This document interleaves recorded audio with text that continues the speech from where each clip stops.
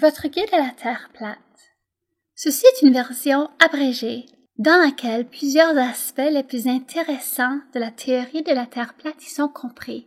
Ce sera qu'une révision pour ceux qui aperçoivent déjà le monde d'un nouveau regard, mais il se peut bien que vous y trouverez du nouveau. Pour le reste d'entre vous, qui sont tout nouveaux à ce sujet, la première question est invariablement « Est-ce une blague? » Mais non, mais c'est une blague. Et voilà notre point de départ, parce que c'est, à vrai dire, une des connaissances de base de notre enfance. 1 et 1 font 2, et la Terre est un globe. On nous l'enseigne avant tout. Et voilà ce qui suggère à quel point qu'il est grave ce secret.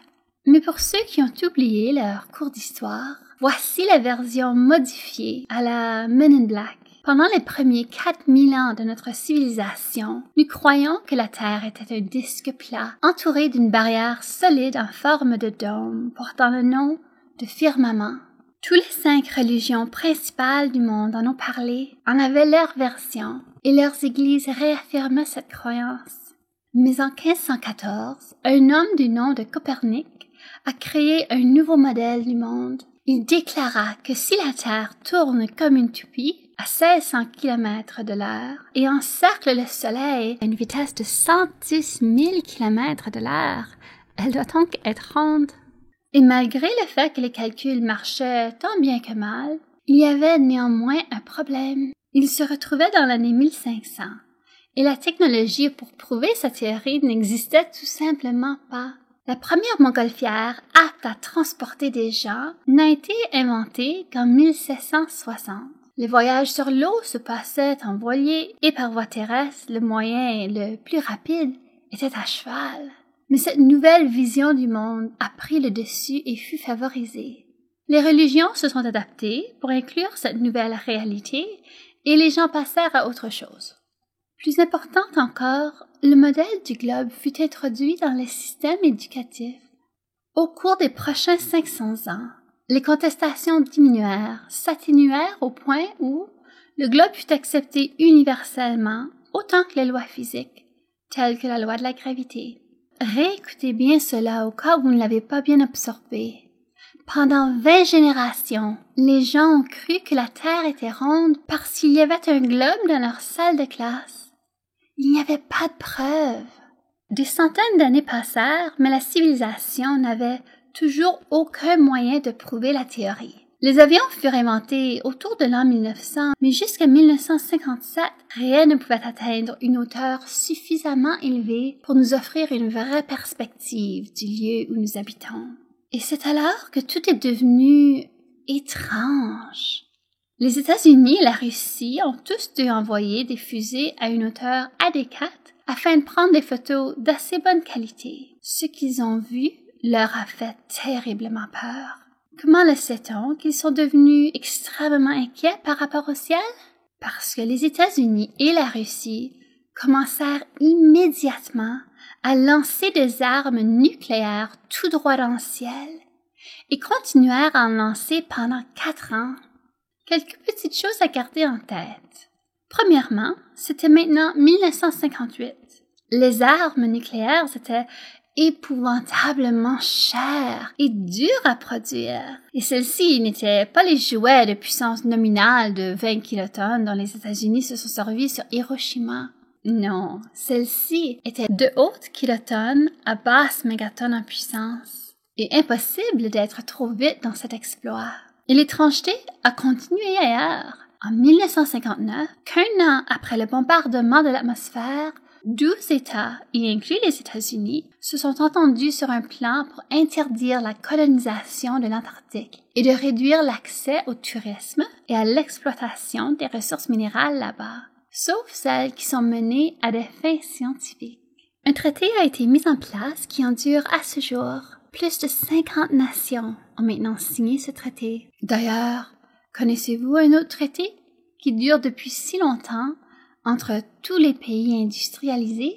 De plus, connaissez-vous un seul autre terrain sur Terre qui n'appartient à personne? On croirait que sûrement au moins une des très grandes compagnies pétrolières se servirait de ces riches ressources financières afin d'explorer cette région. Mais elle ne pétitionne même pas l'idée. La découverte, en bref, est celle-ci. Par 1958, le militaire américain avait découvert les bords extérieurs et supérieurs de notre monde et a dû créer une façon de signaler « ne pas entrer » avec discrétion. C'était délicat, certes, mais s'il y a une chose que j'ai apprise au sujet de l'autorité, c'est que rien n'est laissé au hasard. La majorité du travail avait déjà été accompli pour eux. Il ne leur restait que les détails. La partie ciel du dôme était plus haut que le trafic commercial aérien, alors leur seul souci était le programme spatial. Donc, ils l'ont immédiatement militarisé. Les bases extérieures avaient comme avantage naturel non seulement un océan vaste, mais aussi une diminution graduée de température et une augmentation constante de la fréquence d'icebergs pour décourager les bateaux, le tout menant à un territoire gelé qui ne servirait à aucun genre d'agriculture. Cet aménagement de glace et d'océan avait bien marché pendant des milliers d'années parce que la technologie de la civilisation actuelle n'évoluait pas à grands pas. Pour les bords extérieurs, les marins évitaient les mers froides lorsque possible, et quant au ciel, les niveaux d'oxygène s'abaissaient suffisamment pour nuire aux gens, même des sommets de montagne un peu plus élevés. Le génie de ce plan vient tout simplement du fait que les hommes sont corrompus par le pouvoir. Une corruption si totale en fait qu'ils préféreraient nous cacher le monde entier que de risquer perdre leur pouvoir au-dessus.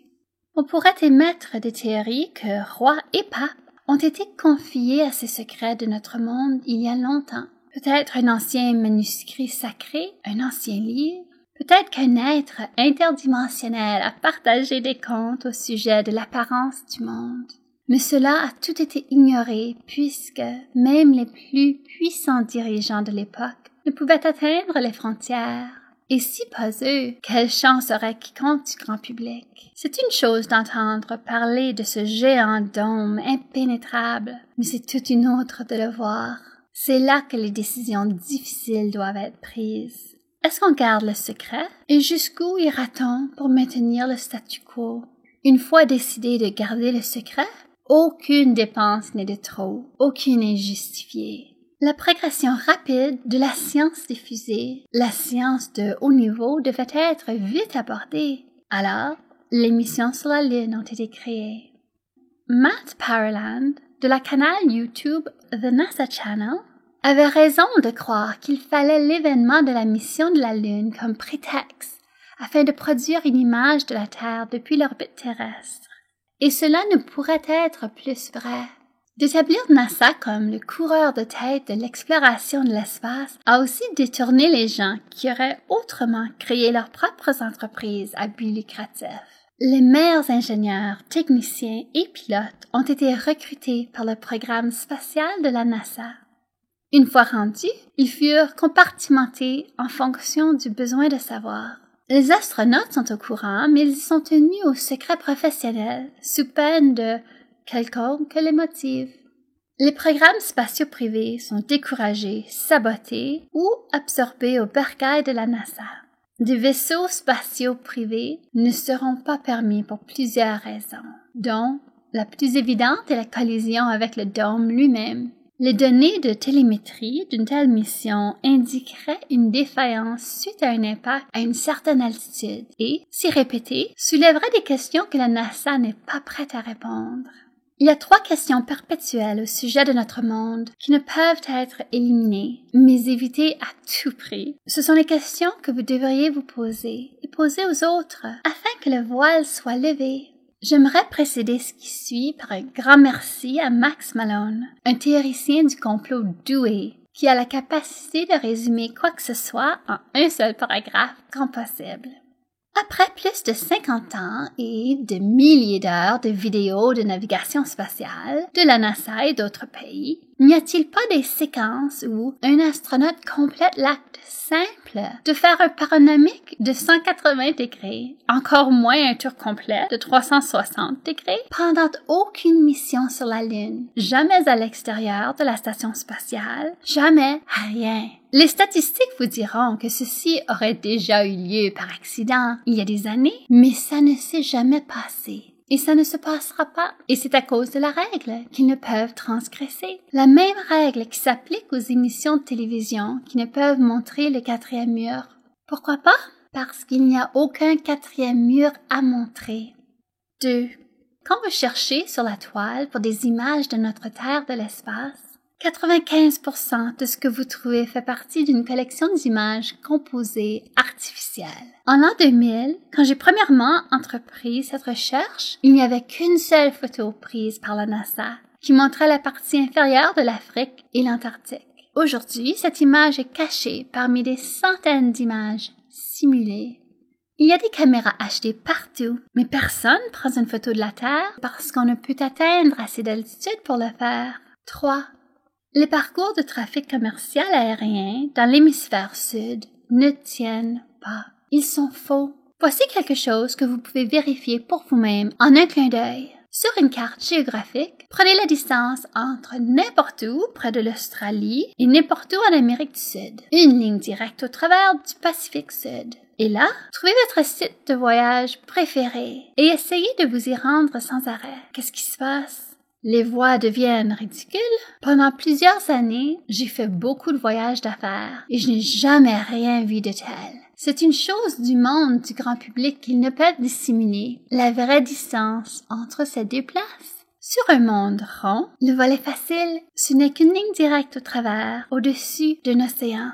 Mais sur une terre plate, cela devient la plus grande distance entre deux points. Il n'y a pas de raccourci, alors il vous distrait avec de nombreuses connexions et escales. Ce n'est que par hasard que les États-Unis se retrouvent dans l'hémisphère nord. Sinon, on se serait aperçu de l'augmentation de la circulation. De graves inquiétudes se seraient soulevées. Je sais, c'est de la folie, de la démence. Il y a des gens qui vous diront en face que tous les dirigeants du monde sont des lézards. Mais ces mêmes éclateront de rire si vous dites les paroles « terre plate ».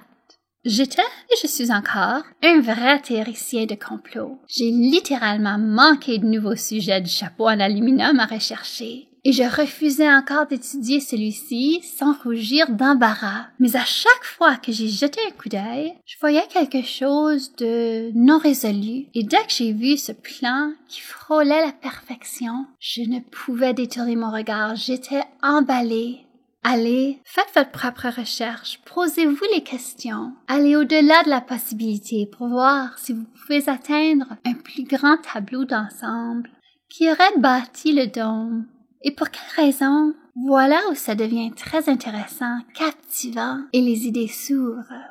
C'est bien vrai ce que j'ai dit il y a quelques années, que le plus grand bien de tous doit être préservé, que l'assassinat de Kennedy, l'attaque sur Pearl Harbor, le 11 septembre, ils étaient tous inévitables. Et je le crois encore.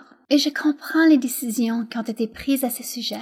L'illusion du globe, par contre, a suivi son cours depuis les derniers 500 ans. C'est le temps de recommencer. Si ça veut dire qu'on attire l'attention de qui ou de quoi que ce soit qui a créé cette place, et ça remet à zéro forcément notre monde, serait-ce la pire chose?